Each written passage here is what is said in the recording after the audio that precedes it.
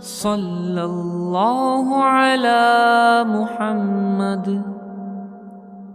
صلی اللہ علیہ وسلم۔ السلام علیکم ورحمۃ اللہ وبرکاتہ۔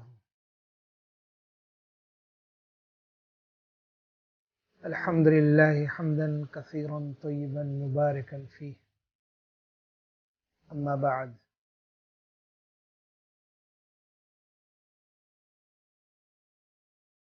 قال اللہ تبارک وتعالی فاعوذ باللہ من الشیطان الرجیم، بسم اللہ الرحمن الرحیم۔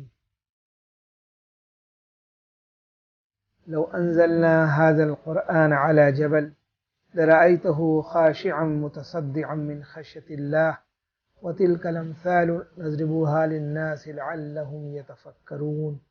صدق اللہ العظیم۔ میرے محترم بزرگوں اور دوستو،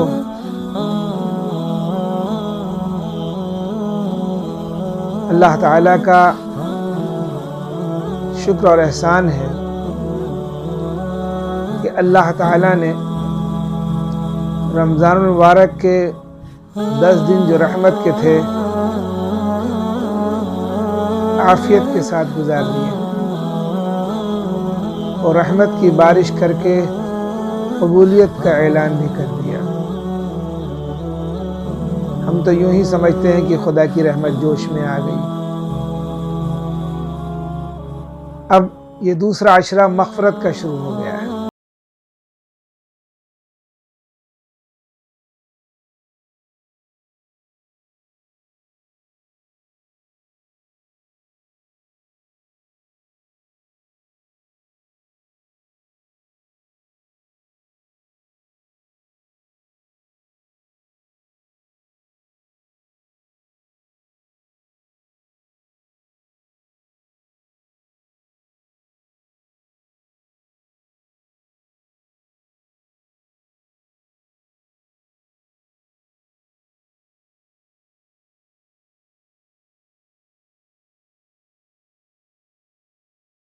کریں اے اللہ میری مغفرت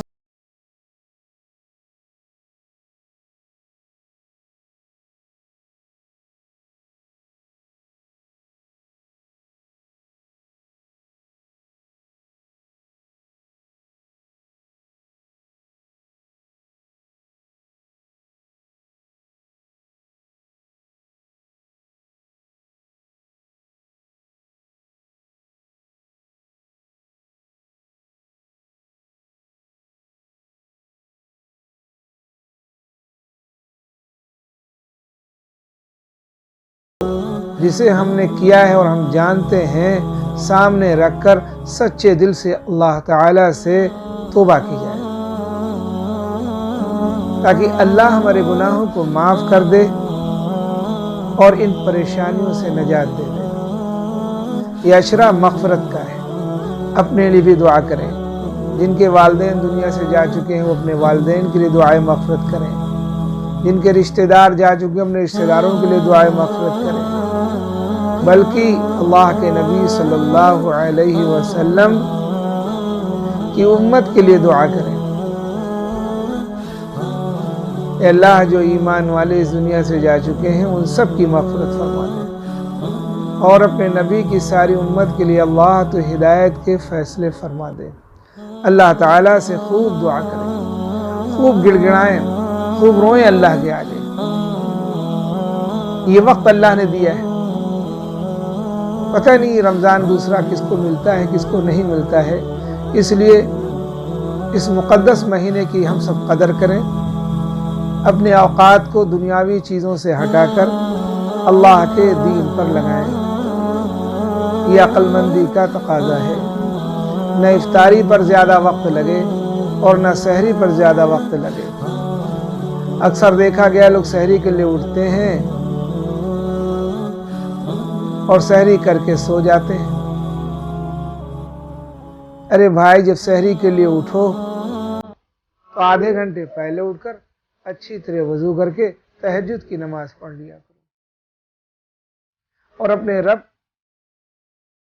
سے جو مانگو گے انشاءاللہ وہ ملے گا، کیونکہ فرشتہ اس وقت اعلان کرتا ہے کوئی ہے مانگنے والا؟ کوئی ہے مانگنے والا جس کی دعا قبول کی جائے؟ کوئی ہے مغفرت طلب کرنے والا جس کی مغفرت کی جائے؟ کوئی ہے دشمنوں کے مقابلے مدد چاہنے والا جس کی مدد کی جائے؟ ہم اٹھتے تو ہیں سحری کر کے، سو جاتے ہیں نماز پڑھ کر کے۔ آپ لوگوں سے درخواست ہے، بہت سے پڑھتے ہیں تہجد کی نماز کا اہتمام ہے جو چھوڑتے نہیں، تہجد بھی پڑھتے ہیں، اشراق بھی پڑھتے ہیں، چاذ بھی پڑھتے ہیں، وابین پڑھتے ہیں۔ اللہ تعالیٰ ان سب کو استقامت نصیب فرمائے اور اجر عظیم عطا فرمائے۔ تہجد پڑھنے والے یا اشراق، چاذ، وابین، نفلی عبادات کی پابندی کرنے والے، ان لوگوں کے لیے بھی دعا کریں جو نہیں پڑھتے ہیں۔ بہت سے ایسے مسلمان ہیں جو آج بھی رمضان میں روزہ نہیں رکھتے ہیں، اللہ معاف فرمائے، اللہ معاف فرمائے۔ جبکہ ایک دن رمضان مبارک کا روزہ چھوڑنا، پوری زندگی اگر روزہ رکھے تو اس کا بدل نہیں ہو سکتا۔ سوچ لیجیے، پوری زندگی روزہ اگر رکھے تو رمضان مبارک کے روزے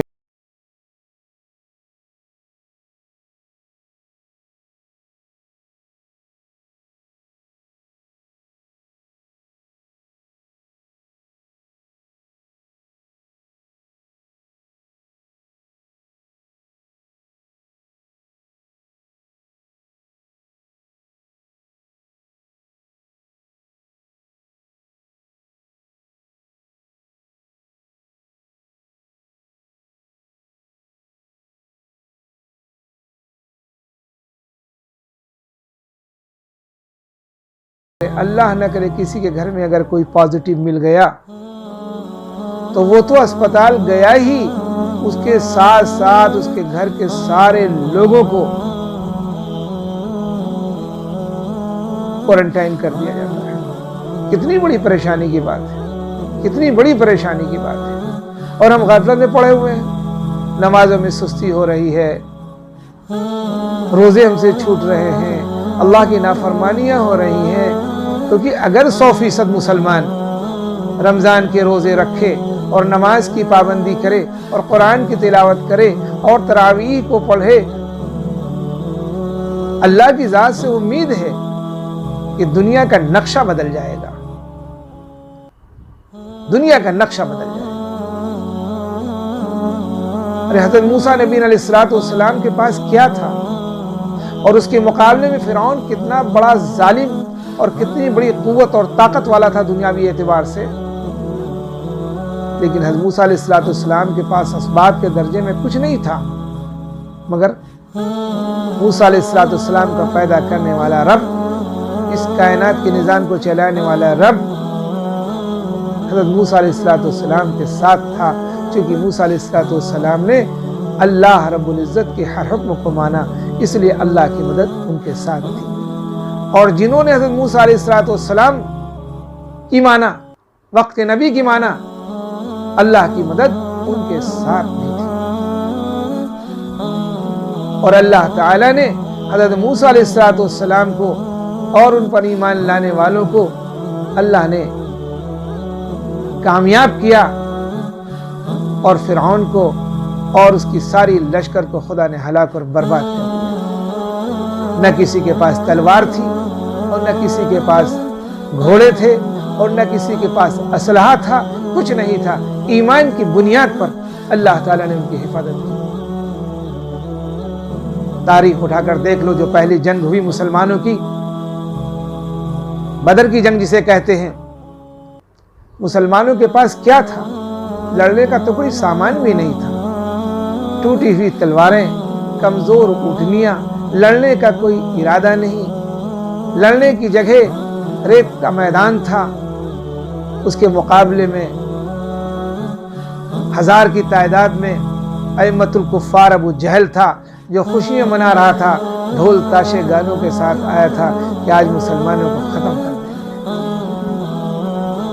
لیکن قربان جاؤں اللہ پر، جو اللہ پر ایمان لائے اور جنہوں نے اللہ کی مانا اور وقت کے نبی کی اطاعت کی، اللہ نے قیامت تک آنے والے انسانوں کو بتایا کہ دیکھو اے مسلمانوں تم گھبرانا نہیں، تم ڈرنا نہیں، تم فکر نہ کرنا، تم تو میری اطاعت کرو اور میرے نبی کی اطاعت کرو۔ قل ان کنتم تحبون اللہ فاتبعونی یحببکم اللہ۔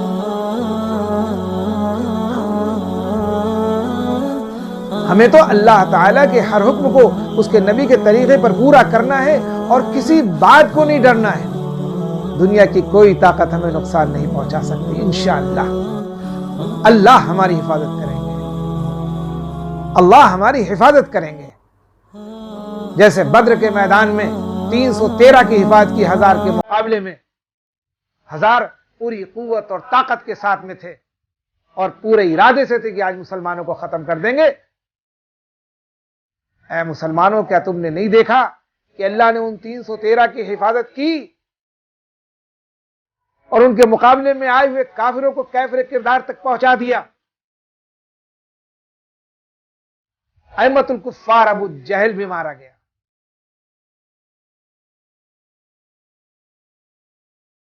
اور کتنے کافر جہنم رسید ہو گئے۔ تو اللہ نے یہ بتایا نا مسلمانوں کو، تم تو اس اللہ پر ایمان لائے ہو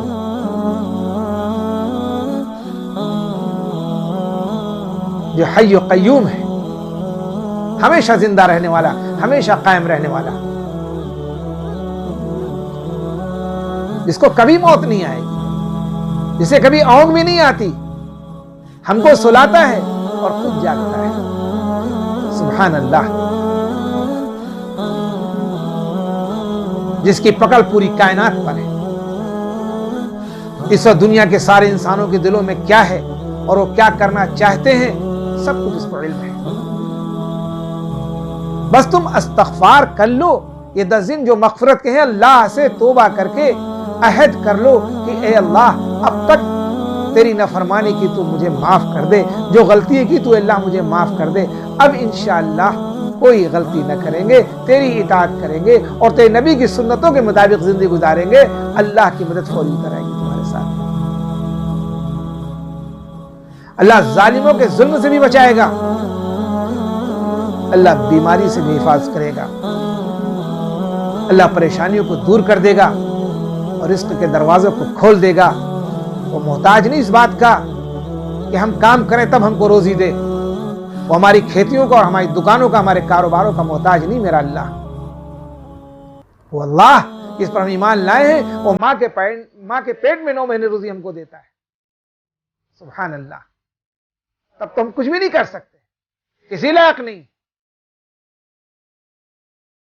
تو وہ اللہ آج بھی ہمیں بہتر رزق دینے پر قادر ہے۔ تو اے دنیا کے مسلمانوں، کبھی گھبرانا نہیں، کبھی ٹینشن نہیں لینا، کبھی فکر نہیں کرنا، بس تم اللہ کی اطاعت پہ آ جاؤ۔ جو کچھ قرآن پاک میں آیا ہے اس کو اپنی زندگی میں لے آؤ، اور جس چیز سے منع کیا گیا ہے اس سے باز آ جاؤ۔ اللہ تعالیٰ ہماری مغفرت فرما دیں گے، اللہ تعالیٰ پریشانیوں سے نجات دے دیں گے۔ ہمارے سامنے جو جال نظر آ رہا ہے پریشانیوں کا، اس کی کوئی حقیقت اللہ کے نزدیک نہیں ہے۔ اللہ ان پریشانیوں سے نجات دے دے گا، ان بلاؤں اور مصیبتوں کو اٹھا لے گا اللہ پاک، ان حاکموں کو ہدایت دے دے گا، یہ ہم سے پیار کریں گے، ہم سے محبت کریں گے، مسجدیں کھلیں گی، بیت اللہ کھلے گا، مسجد نبی بھی کھلے گی۔ بس ہم عہد کر لے اللہ سے کہ اللہ اب ہم نماز کو نہیں چھوڑیں گے، انشاءاللہ مسجد کھلی تو 5 وقت کی نماز تکبیر اولیٰ سے ادا کریں گے۔ اللہ ہم سچ بولیں گے، اللہ ہم حلال مال کما کر اپنی اور اپنے بچوں کی پرورش کریں گے، اللہ ہم لڑائی نہیں کریں گے، ہم فساد نہیں کریں گے، ہم کسی کو حقیر نہیں سمجھیں گے، ہم اپنے ماں باپ کا احترام کریں گے، ان کی عزت کریں گے، ان کی دعائیں لیں گے، اپنے بچوں کو دین کی تربیت دیں گے، اللہ قرآن کا علم سکھائیں گے، نبی کی سنتوں کو سکھائیں گے انشاءاللہ۔ اللہ ہم کسی سے کینہ نہیں رکھیں گے، بغض نہیں رکھیں گے، حسد نہیں کریں گے، کسی پر ظلم و ستم نہیں کریں گے اللہ، تو اس سے وعدہ کرتے ہیں صبح اٹھو گے تو ساری پریشانی ختم ہو چکی ہوں گی انشاءاللہ۔ لیکن اگر پریشانی موجود ہے تو گویا کہ ایک بہت بڑا طبقہ اللہ کی نافرمانی کر رہا ہے، بہت بڑا طبقہ اللہ تعالیٰ کی نافرمانی میں لگا ہوا ہے۔ اس وجہ سے یہ پریشانی ہٹ نہیں رہی، اور جب تک وہ طبقہ اللہ سے توبہ نہیں کرے گا مزید پریشانی ہمارے اوپر بڑھتی چلی جائے گی۔ ابھی تو لاک ڈاؤن 1.5 مہینے کا ہے، اور اگر بڑھ گیا تو کیسے کام چلے گا؟ مزدور پیشہ مزدوری کرنے والا انسان کیسے اپنے بچوں کی پرورش کرے گا؟ کاروبار بند، دکانیں بند، سب گھر میں بیٹھے ہوئے ہیں۔ اتنی فرصت کے باوجود اگر ہم اللہ کو راضی نہ کر سکے، ہم اللہ کو اپنے نہ منا سکے اور اپنی مغفرت نہ کروا سکے اس مغفرت کے ایام میں، تو ہم سے بڑا بدنصیب کون ہوگا؟ ہم سے بڑا بدنصیب کون ہوگا؟ اللہ معاف کرے، اللہ معاف کرے۔ اپنے حقوق کو پہچانو کہ تمہارا حق کیا ہے، اپنے حق کو ادا کرو، اللہ کے حق کو ادا کرو، اللہ کے نبی کے حق کو ادا کرو، اپنے ماں باپ کے حق کو ادا کرو، اپنے بیوی بچوں کے حق کو ادا کرو، اپنے پڑوسیوں کے حق کو ادا کرو، امت کا کیا حق ہے اس امت کے حق کو ادا کرو، سیکھو۔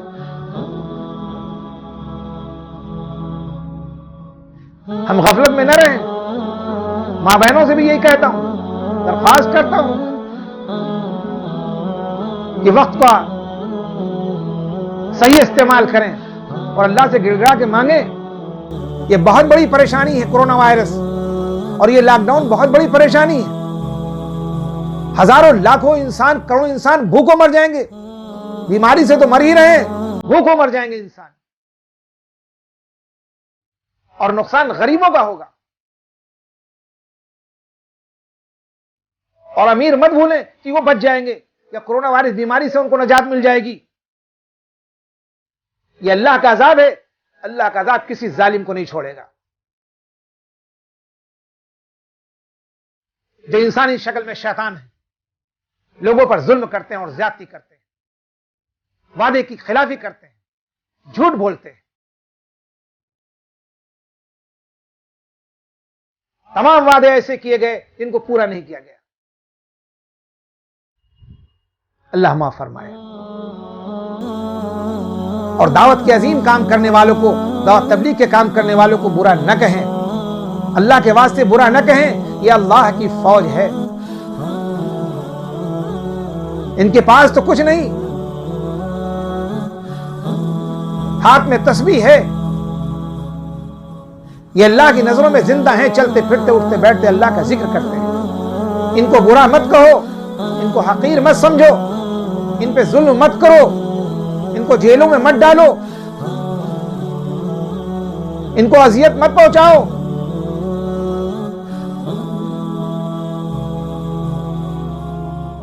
اللہ کے نیک بندوں پر ظلم کرنے والا اور زیادتی کرنے والا اللہ کی پکڑ سے بچ نہیں سکتا۔ میں بار بار اس چیز کو بتا رہا ہوں، دنیا کے سارے انسان اس بات پر غور کریں، جہاں تک میری بات پہنچے وہ سب غور کریں، اللہ کی پکڑ سے کوئی بچ نہیں سکتا۔ اللہ کا عذاب بہت سخت ہے، اللہ کا عذاب بہت سخت ہے۔ پتہ ہی نہیں چلے گا کورونا کب کس تک پہنچ گیا۔ کتنا بھی اپنا بچاؤ کرو گے، اللہ کے عذاب سے بچ نہیں سکتے ہو جب تک تم اپنے گناہوں سے توبہ نہیں کرو۔ ہر شخص گنہگار ہے، ہر شخص اپنے گناہوں پہ توبہ کرے۔ بڑی کوتاہیاں ہوئی ہیں، بڑی غلطیاں کی ہیں، بڑے وقت کو ہم نے ضائع کیا ہے، اللہ کی یاد سے غافل رہے ہیں، قرآن کو کھول کر نہیں دیکھا ہے، اللہ کے نبی کی سنتوں کو چھوڑا ہے، اللہ کے نبی کی سنتوں کو مٹتے ہوئے دیکھا ہے اور مٹایا ہے۔ اللہ معاف کرے۔ کتنا بڑا طبقہ ہے جو آج اللہ کے نبی کی سنتوں سے محروم ہے. ظاہری سنت چہرے پہ داڑھی ہے. کتنے مسلمان ایسے ہیں جو 5 وقت کی نماز پڑھتے ہیں, قرآن پڑھتے ہیں, عبادت کرتے ہیں, مگر نبی کی سنت سے محروم ہے. پہچانا ہی نہیں جا سکتا کہ یہ مسلمان ہے یا کون ہے.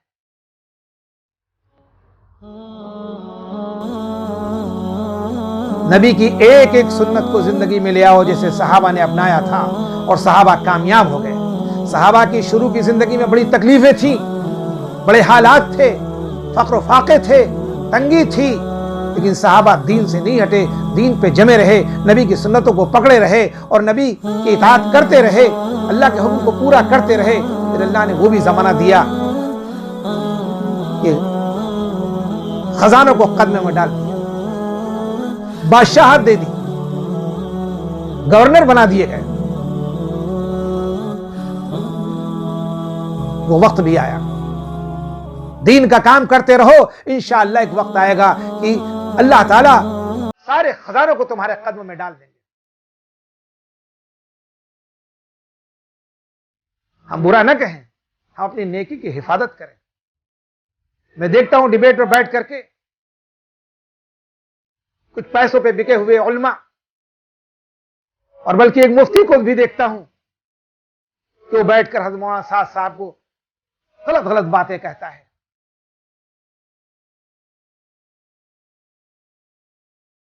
ڈرتا نہیں اللہ سے کہ موت آئے گی, قبر میں جانا ہے, منکر نکیر کے سوالوں کا جواب دینا ہے, اور قبر یا تو جنت کا باغ ہے یا جہنم کا گڑھا ہے. جب حدیث پاک میں آیا کہ جو کسی کے عیبوں پر پردہ ڈالے گا کل قیامت کے دن اللہ تعالیٰ اس کے عیبوں پہ پردہ ڈالیں گے. پتہ نہیں کس مدرسے کے پڑھا ہوا مفتی ہے, ذرا سے بھی ڈر نہیں, غیروں کے ساتھ بیٹھ کر کے ڈیبیٹ کرتا ہے اور اللہ والوں کو برا بھلا کہتا ہے. چند پیسوں پہ اپنے ایمان کو بیچ دیا, فروخت کر دیا. چند پیسے پا کر یہ بغیر سند کے اپنے کو مولوی کہتے ہو, جا کے ڈیبیٹ میں بیٹھتے ہیں.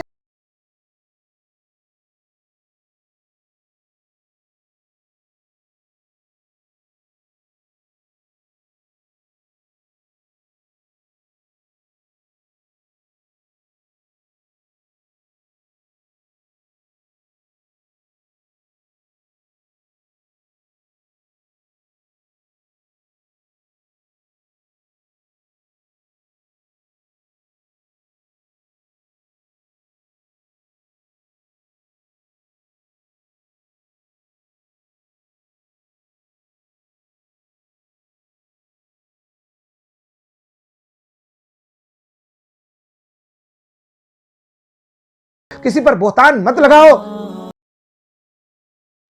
تمہاری نیکی ان کے پاس چلی جائیں گی اور تم بغیر نیکی کے اللہ کے سامنے حاضر ہوگے. تمہارا فیصلہ جہنم کا ہو جائے گا. کیا کرو گے اس دن؟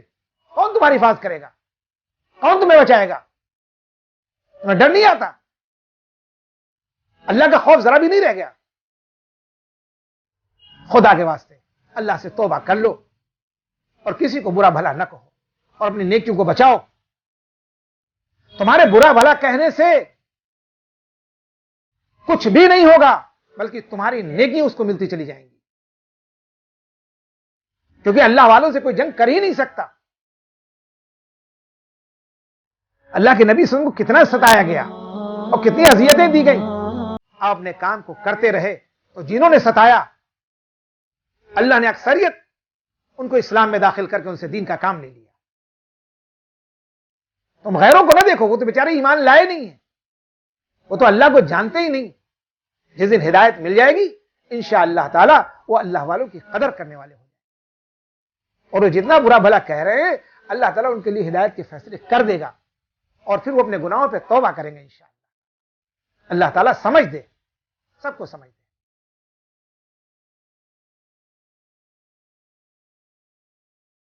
اللہ کے نبی صلی اللہ علیہ وسلم نے ارشاد فرمایا, ایک مسلمان کے دوسرے مسلمان پر 5 حق. ایک مسلمان کے دوسرے مسلمان پر 5 حق ہیں. جب ملے تو سلام کریں. یہ رواج پیدا کر لو. ہر مسلمان جہاں تک یہ آواز پہنچتی ہے اس بات کو اپنے اندر لے آوے کہ جب بھی کسی سے ملاقات ہو تو ہم سب سے پہلے السلام علیکم ورحمۃ اللہ وبرکاتہ. کیونکہ اگر ہم نے السلام علیکم کہا تو اللہ نے ہمارے اعمال میں 10 نیکیاں لکھ دی. اور اگر ہم نے کہا السلام علیکم ورحمۃ اللہ تو اللہ نے 20 نیکیاں عطا کر دی. اور اگر ہم نے کہا السلام علیکم ورحمۃ اللہ وبرکاتہ تو اللہ تعالیٰ نے 30 نیکی عطا کر دی. تو جب بھی کوئی ملے اس کو کہو السلام علیکم ورحمۃ اللہ وبرکاتہ. یہ نہ دیکھو کہ اس نے سلام مجھے نہیں کیا.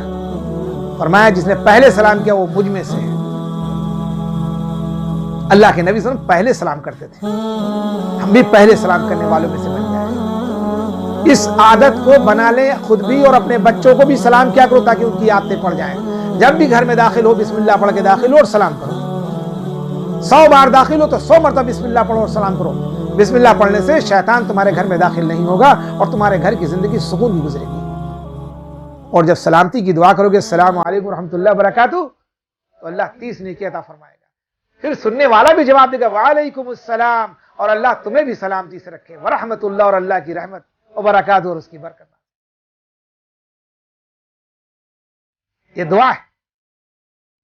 انشاءاللہ وعدہ کرے کہ آج سے جو بھی ملے گا اس کو السلام علیکم ورحمۃ اللہ وبرکاتہ کرے. یہ ایک مسلمان کا دوسرے مسلمان پر 5 حق ہیں. ان میں سے ایک حق یہ ہے. اور دوسرے جب کوئی دعوت دے جب کوئی بھی مسلمان دعوت دے تو اس کی دعوت کو قبول کرو. یہ حق ہے. ہمیں دعوت کو قبول کرنا چاہیے. اس سے دل جڑتے ہیں.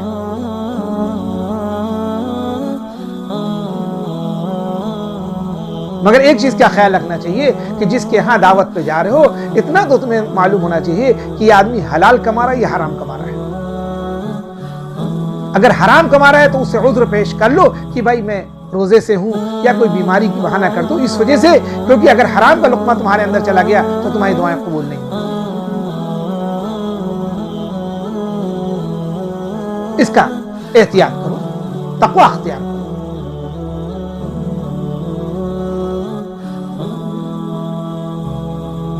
تو اللہ کے نبی نے فرمایا جب کوئی تمہیں دعوت دے تو اس کی دعوت کو قبول کرو. یہ حق ہے. اور تیسری چیز جب کوئی بیمار ہو تو اس کی عیادت کے لیے جاؤ. فرمایا کہ جب کوئی شخص کسی بیمار کی عیادت کے لیے صبح جاتا ہے تو شام تک 70,000 فرشتے اس کے لیے دعا کرتے. اب بتائیے جس کے لیے 70,000 فرشتے دعا کریں, سبحان اللہ سبحان اللہ سبحان اللہ, کتنے مسلمان ان نیکیوں سے محروم ہیں. اس لیے جب کوئی بیمار ہو, رشتہ دار میں ہو یا غیر رشتہ دار میں ہو, تو اس کی عیادت کے لیے جاؤ. اور جب صبح جاؤ گے تو شام تک 70,000 فرشتے تمہارے لیے دعائیں مغفرت کریں گے. اور جب شام کو جاؤ گے تو صبح تک 70,000 فرشتے دعا کریں گے. لیکن خالص اللہ کی رضا ہونا چاہیے. یہ نہ ہو کہ ہم نہیں جائیں گے تو وہ ناراض ہوگا, ہم نہیں جائیں گے تو وہ ایسا کہے گا. یہ دنیا نہیں, اللہ کی رضا کے لیے. کہ میں نے حدیث کو سنا ہے, اللہ کے نبی صلی اللہ علیہ وسلم نے فرمایا کہ جب کوئی شخص کسی بیمار کی عیادت کے لیے صبح جاتا ہے تو شام تک 70,000 فرشتے اس کے لیے دعا کرتے ہیں. اس حدیث کو سامنے رکھتے ہوئے جاؤ اور عیادت کرو. انشاءاللہ صبح جاؤ گے تو شام تک 70,000 فرشتے تمہارے لیے دعائیں مغفرت کریں گے. اور شام کو جاؤ گے تو صبح تک کریں گے. اور فرمایا جب کسی کا انتقال ہو جائے, کسی مسلمان کا جب کسی کا انتقال ہو جائے تو اس کے جنازے میں شرکت کرو. اس کے جنازے میں شرکت کرو, اس کی مٹی میں شریک ہو.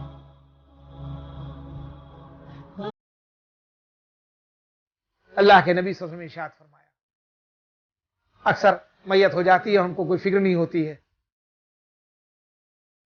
فرمایا جب کوئی شخص کسی کے جنازے میں شرکت کرتا ہے اور پھر اس کے دفنانے میں شریک ہوتا ہے تو اللہ تعالیٰ 2 قیرات نیکی اس کے اعمال میں لکھ دیتے ہیں۔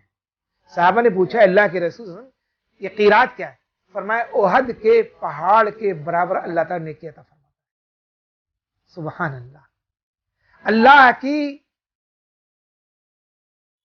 رحمت برس رہی ہے، اللہ نیکیوں کو لٹا رہے ہیں، لیکن ہم مسلمان دین کا علم نہ ہونے کی وجہ سے ان نیکیوں سے محروم ہیں۔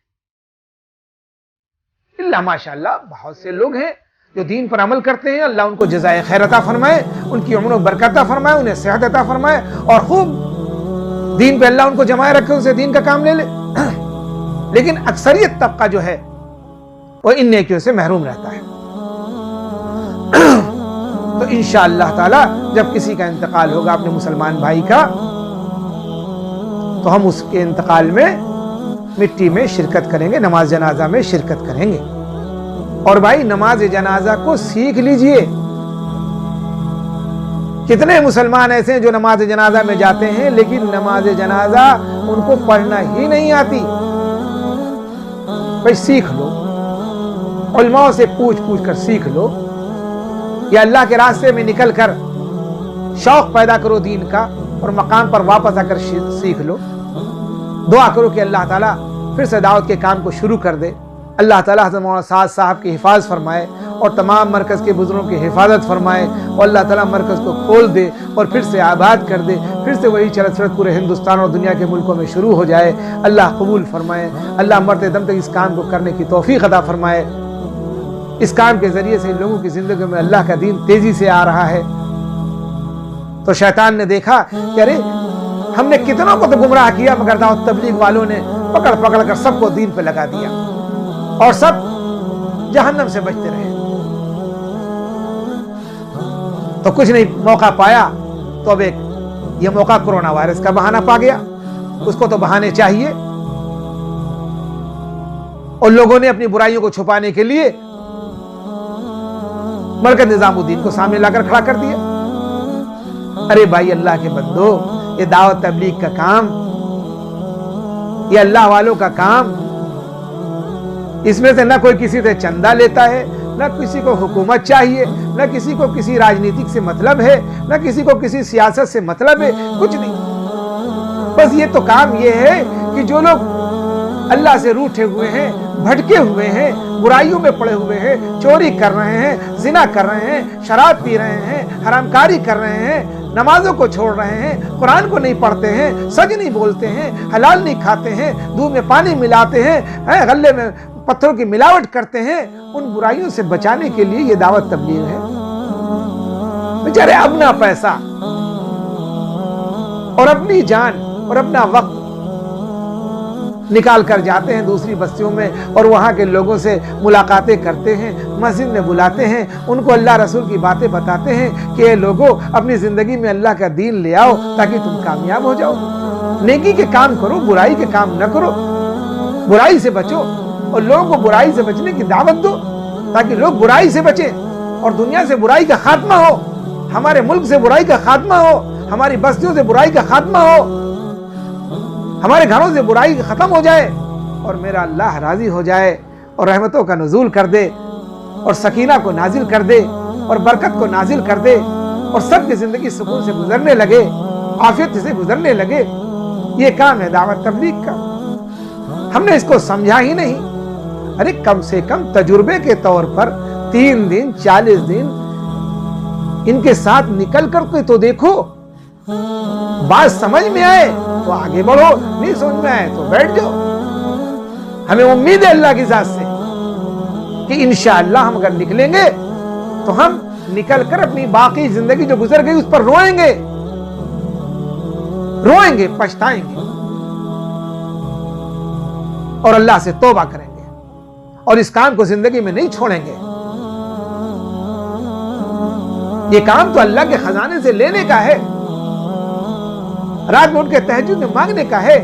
تبلیغ میں نکل گئے 3 دن تو 3 دن تہجد پڑھی اور 3 دن تک تکبیر الاولیٰ سے نماز ادا کی اور 3 دن تک گشت کیے اور 3 دن تک تعلیم کے حلقے لگے اور 3 دن تک لوگوں سے ملاقات کر کے ان کو دین کی باتیں بتائی، اچھی باتوں کو بتائی، بری باتوں سے منع کیا۔ یہ تو کتنا اچھا کام ہے، یہ تو حکومت کے فائدے کا کام ہے۔ حکومت تو شکر گزار ہوتی دعوت تبلیغ والوں کے، اور ان کو سر پر بٹھاتی کہ ان کے ذریعے سے اللہ تعالیٰ کی رحمتیں نازل ہو رہی ہیں، برکتیں نازل ہو رہی ہیں۔ کاش حکومت سمجھتی اس چیز کو۔ امریکہ کے صدر ٹرمپ نے اس چیز کو سمجھا اور پارلیمنٹ کا آغاز قرآن کی تلاوت سے کیا، اور ہمارے حکمرانوں کو یہ بات سمجھ میں نہیں آ رہی، پتہ نہیں کیوں اتنا ناراض ہے ان لوگوں سے۔ ارے بھائی، یہ تو اچھائی کا کام کر رہے ہیں، یہ تو جماعت وہ ہے جو اچھی باتوں کا حکم کرتی ہے اور بری باتوں سے روکتی ہے۔ یہ تو ہر ہندو بھائی کو، ہر مسلمان کو، ہر طبقے کو گلے سے لگانا چاہیے، اور ان کی عزت کرنی چاہیے، ان کا احترام کرنا چاہیے، ان کا اکرام کرنا چاہیے، ان کے لیے دعائیں کرنی چاہیے، اور دعا کرنی چاہیے کہ اللہ ان کو اس کام میں جمائے رکھے۔ آج ہم نے ان کو برا کہہ دیا، آج ہم ان کے پیچھے پڑ گئے، ان کو پکڑنا شروع کر دیا۔ ارے بھائی، ذرا سے تو سوچو کہ بیماری اللہ کی طرف سے ہے اور شفا اللہ ہی دے گا۔ تم کو پیدا کس نے کیا؟ اللہ نے پیدا کیا۔ تم کو موت کون دے گا؟ اللہ ہی دے گا۔ سوچو تو، غور تو کرو، تمہیں آنکھیں کس نے دی؟ تمہیں کان کس نے دیے؟ تمہیں زبان کس نے دی؟ تمہیں ہاتھ کس نے دیے؟ تمہیں پیر کس نے دیے؟ تمہیں نعمتیں کس نے دی؟ تمہیں بولنے کی طاقت کس نے دی؟ تمہیں سننے کی طاقت کس نے دی؟ تمہیں دیکھنے کی طاقت کس نے دی؟ اللہ نے دی، اللہ نے دی۔ آج اس اللہ کے کام کرنے والوں کو تم تکلیف دے رہے ہو۔ ایسا نہ کرو، ایسا نہ کرو، سمجھو بات کو، سمجھو، پڑھے لکھے لوگ ہیں، سمجھیے اس چیز کو اور ان کی ہیلپ کریے۔ اور لاک ڈاؤن کو کھول کر کے جتنے بھی لوگ پھنسے ہوئے ہیں ان سب کو ان کے گھروں تک جانے کی اجازت دیجیے۔ میں حکومت سے اپیل کرتا ہوں، درخواست کرتا ہوں کہ یہ لوگ تو حکومت کے لیے دعائیں کرتے ہیں، یہ آپ لوگوں کے لیے دعائیں کرتے ہیں، آپ لوگوں کے لیے اچھا سوچتے ہیں، آپ ان کو برا سمجھتے ہیں۔ آپ تھوڑے وقت کے لیے لاک ڈاؤن کو کھول کر کے اعلان کر دیجئے کہ جو جہاں پر پھنسے ہوئے اپنے گھروں کو چلے جائیں۔ وہ تو ہمارے ملک کے وزیر اعظم صاحب نے اچانک اعلان کر دیا کہ بھئی رات کو 12 بجے سے لاک ڈاؤن ہے۔ اب آدمی کیسے جائے گا؟ ٹرینیں بند، جہاز بند، ٹیکسیاں بند۔ یہ تو سوچو کہ ان کے گھر میں بچے بھوکے ہوں گے، کمانے والا باہر ہے، راستے میں پھنسا ہوا ہے، جو رشتہ دار میں گیا وہاں سے واپس نہیں آ رہا ہے، جو اپنے بیمار کو دیکھنے گیا وہاں سے واپس نہیں آ رہا ہے، جو جس کام کے لیے گیا اچانک لاک ڈاؤن ہوا واپس نہیں آ سکتا۔ کتنے لوگ، کتنے مرد دور ہیں اپنی عورتوں سے، اور کتنی عورتیں دور ہیں اپنے مردوں سے، کتنے بھائی بھائیوں سے دور ہیں، بیٹے باپ سے دور ہیں، باپ بیٹے سے دور ہے۔ کتنی پریشانی کا عالم ہے، ان کے گھروں میں فاقہ ہو رہا ہے۔ حکومت کہہ رہی میں سب کو پہنچا رہا ہوں غلہ پانی۔ ارے ہمارے یہاں لکھنؤ میں، ہمارے محلے میں ہزاروں لوگ بھوکے ہیں، دروازے پہ صبح سے شام تک سینکڑوں لوگ آتے ہیں بیچارے، جن کو گھروں میں کھانا نہیں، اور حکومت کہہ رہی ہم سب کو پہنچا رہے ہیں۔ کس کو پہنچا رہی، کس کو دے رہی؟ ہم تو نہیں سمجھ پا رہے کس کو پہنچ رہا ہے۔ بیچارے بھوکے مرے، رمضان کا ٹائم ہے، دن بھر روزہ رکھتے ہیں، شام کو افطاری کے لیے ان کے پاس نہیں ہے، اور جن لوگوں کے پاس ہے بھی دیتے ہیں تو وہ اتنی شہرت کر دیتے ہیں کہ شریف آدمی ان سے مانگ نہیں سکتا۔ اب موبائل پہ فوٹو کھینچے جا رہے ہیں اور اس کو چینل پہ دیا جا رہا ہے اور شہرت کی جا رہی ہے اور اعلان کیا جا رہا ہے ہم نے تو اتنے لوگوں کو تقسیم کیا، اور ہمارے وزیر اعلیٰ نے کہا تھا کہ تم یہ کرو، وہ کرو، وہ کرو۔ کیا ہے یہ بھائی؟ تم اللہ کے لیے کرتے ہو کہ دنیا کے دکھانے کے لیے کرتے ہو؟ حکومت میں بیٹھے ہوئے لوگ سن لیں کان کھول کر کے کہ اگر تمہاری حکومت میں رہنے والا کوئی بھوکھوں مر گیا تو اللہ کیا تم جواب نہیں دے سکتے ہو؟ کتنے ہارٹ کے پیشنٹ ہیں جو علاج نہیں کرا سکتے لاک ڈاؤن کی وجہ سے، کتنے ڈائلیسس والے ہیں جو اپنا علاج نہیں کرا سکتے ہیں، کتنے مریض ہیں جو جا نہیں سکتے ہیں، کتنی پریشانی ہے۔ نکلے تو روڈ پولیس ڈنڈے مارتی ہے، پولیس پکڑتی ہے، ذلیل کرتی ہے۔ کیا قانون ہے؟ خدا رہا آپ لوگ سمجھدار ہیں، اللہ نے آپ کو اس قابل سمجھا تو ملک کا وزیر اعظم بنایا، ملک کا وزیر داخلہ بنایا، ملک کے اندر آپ کو جو ہے بڑے بڑے عہدے عطا کیے کہ آپ انصاف کریے، آپ ظلم نہ ہونے دیجیے، آپ پولیس والوں سے کہیے وہ رحیمانہ برتاؤ کریں، اچھے اخلاق سے پیش آویں، اچھی باتیں بتاویں، لوگ خوش ہو، دعائیں دیں۔ ارے بھی کسی کی بد دعا لگ گئی تو کیا ہوگا؟ ایکسیڈنٹ ہوگا، مر جاؤ گے، حادثہ ہو جائے گا۔ تو کس بد دعاؤں سے بچیے اور فکر کریے کہ تمہاری حکومت میں رہنے والا کوئی شخص بھوکا نہ رہنے پائے۔ کورونا تو الگ ہی ہے، کورونا سے زیادہ تو بھوک میں لوگ مر جائیں گے، بھوک میں لوگ ختم ہو جائیں گے، اور بہت سے ایسے شریف لوگ ہیں جو کسی سے مانگتے نہیں، سمجھے؟ اس وقت تو کھلے عام اعلان کرنا چاہیے، جس کے پاس راشن کارڈ ہے نہیں ہے، جو بھی بھوک مری کا شکار ہے، ہندو ہو، مسلم ہو، سکھ ہو، عیسائی ہو، انسان ہے، سب اللہ کے بندے ہیں، سب تک رزق پہنچنا چاہیے، یہ ہمارے اوپر ذمہ داری ہے۔ اور حکومت سے اپیل کرتا ہوں، اللہ کے واسطے کچھ دن کے لیے لاک ڈاؤن کھول کر کے جو جہاں پر ہی پھنسے ہوئے ہیں اعلان کر دیجیے کہ آپ لوگ اپنے اپنے گھر چلے جائیے، اور جو اسپتالوں میں ٹھیک ہیں ان کو اجازت دیجیے اپنے گھروں میں چلے جائیں۔ کسی کے 2 بچے، کسی کے 3 بچے، کسی کے بھائی ہے، کسی کی ماں ہے، کسی کی بہن ہے، گھر کے اخراجات ہیں، ذمہ داری ہیں، وہ بیچارے کیسے کیسے اپنے بچوں کا پیٹ پالتے تھے، اب وہ اسپتالوں میں پڑے ہوئے ہیں، نگیٹو آیا پھر بھی پڑے ہوئے۔ ارے بھائی ان کو اب چھوڑ دو اور ان کے گھر جانے دو، ان سے دعائیں لو، دعا کر کے رخصت کرو۔ یہ تو دعا کے لینے کا وقت ہے تاکہ اللہ پریشانی سے ہم کو بچا لے۔ یہ کورونا کوئی آج تو ہوا نہیں تھا، چائنا میں اکتوبر کے مہینے سے سٹارٹ ہو گیا تھا وہاں پر، اور ہم غفلت میں پڑے رہے۔ ہمارے ملک کے بچے وہاں پڑھ رہے ہیں، ڈاکٹرز بن رہے ہیں، ہمارے ملک کے کاروباری سب وہاں پڑے ہوئے، چائنا میں پڑے ہوئے ہیں، اور چائنا میں بیماری پھیلی ہوئی ہے۔ ہم کو جیسے پتا چلا تھا کہ وہاں بیماری پھیلی ہوئی ہے، ہم فوری اپنے ایئرپورٹ کے اندر ایک سسٹم پیدا کرتے کہ ہر آنے والے کا ٹیسٹ کرتے، ہمارے ملک میں ایک بھی مریض نہ ہوتا۔ آج دنیا کے 11 ملکوں کے اندر ایک بھی کووڈ-19 کا مریض نہیں پایا جا رہا ہے۔ کیوں؟ انہوں نے اپنے ملک کی حفاظت کی، وہ غفلت میں نہیں بیٹھے۔ ترکمانستان میں ایک بھی مریض نہیں ہے کووڈ-19 کا۔ ایسے 11 کنٹریز ہیں جہاں جن ملکوں میں ایک بھی کووڈ-19 کا کوئی مریض نہیں پایا جا رہا وہاں پر۔ کیوں؟ وہ ہوشیار تھے، وہ سمجھدار تھے، وہ عقل مند تھے۔ انہوں نے جب دیکھا وہاں بیماری پھیلی ہے، انہوں نے اپنے ملکوں کے ایئرپورٹوں کے اوپر باقاعدہ سب سسٹم فٹ کر دیا، اور ہر آنے والے کو جو ہے چیک کرتے تھے۔ آج ہمارے ملک میں جو بیماری پھیل رہی ہے یا بڑھتی جا رہی ہے، کیوں بڑھتی جا رہی ہے؟ یہ ہماری کوتاہی اور غلطی کو بڑھتی جا رہی ہے، اور ہم نے اٹھا کر ٹھوک دیا کہ مرکز نظام الدین۔ ارے بھائی مرکز نظام الدین والے کیا کر سکتے ہیں؟ ان کے اختیار میں بیماری ہے، ان کے اختیار میں شفا ہے، وہ تو خود محتاج ہے دوسروں کے۔ تھوڑی دیر بات کو سمجھیے، غور کریے۔ یہ تو دعائیں کرتے ہیں، اسپتالوں میں بیٹھ کے دعا کر رہے ہیں، قرآن پڑھ رہے ہیں، گھروں میں بیٹھ کر دعا کر رہے ہیں، قرآن پڑھ رہے ہیں، مسجد بند ہوگی گھروں میں نماز پڑھ کے دعا کر رہے ہیں۔ ان کا تو کام دعا کرنا ہے۔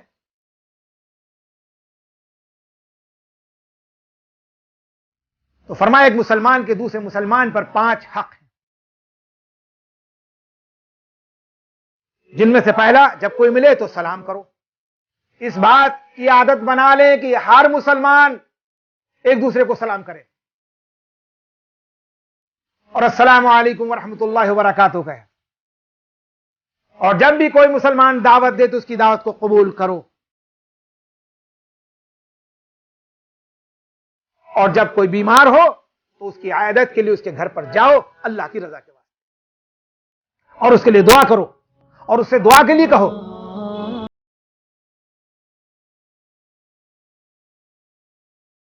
اور جب کسی کا انتقال ہو جائے تو اس کے جنازے میں شرکت کرو، اور اس کی مٹی میں بھی شریک ہو۔ اور جب کسی کے چھینک آئے، چونکہ جب چھینک آتی ہے تو دل کی دھڑکن رک جاتی ہے، جب کسی کو چھینک آئے اور وہ اللہ کی تعریف کرے، کہے الحمدللہ، تب تم اس کو جواب دو یرحمک اللہ۔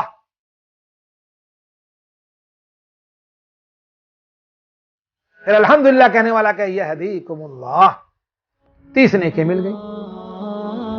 چھینک پر بھی نیکی، سبحان اللہ. بیماری پر بھی نیکی، سبحان اللہ. جنازے میں شرکت پر بھی نیکی، سبحان اللہ. دعوت کھانے پر بھی نیکی، سبحان اللہ. سلام کرنے پر بھی نیکی، سبحان اللہ. اللہ تعالیٰ کی جو ہے کیسی رحمتیں برستی ہم لوگوں کے اوپر، لیکن ہم لوگ لے نہیں پاتے. بس آج اتنے پر ہی ختم کروں گا کہ اللہ تعالیٰ ہم سب کو کہنے سننے اور عمل کرنے کی توفیق عطا فرمائے. اللہ کی ذات سے امید کرتے ہیں کہ آپ خود بھی سنیں گے اور اس کو دوسروں کو بھیجیں گے کہ پوری دنیا کے مسلمانوں تک یہ پیغام پہنچ جائے اور ان کی زندگی میں اللہ پاک کا دین آ جائے. اور اللہ ہم سب کی مغفرت فرما دے. یہ مغفرت کے ایام چل رہے ہیں، خوب توبہ استغفار، اللہ سے مغفرت مانگو. حکومت والوں کے لیے دعا کرو، اپنے لیے دعا کرو، اپنے ماں باپ کے لیے دعا کرو، اپنے پڑوسی کے لیے دعا کرو، بلکہ دنیا کے سارے انسانوں کے لیے دعا کرو.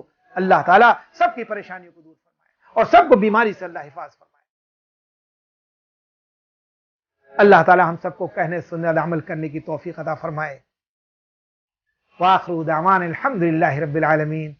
میری صحت کے لیے دعا کریے گا کہ اللہ ہمیں صحت عطا فرمائے اور خوب دین کا کام کرنے کی توفیق عطا فرمائے. السلام علیکم ورحمۃ اللہ وبرکاتہ.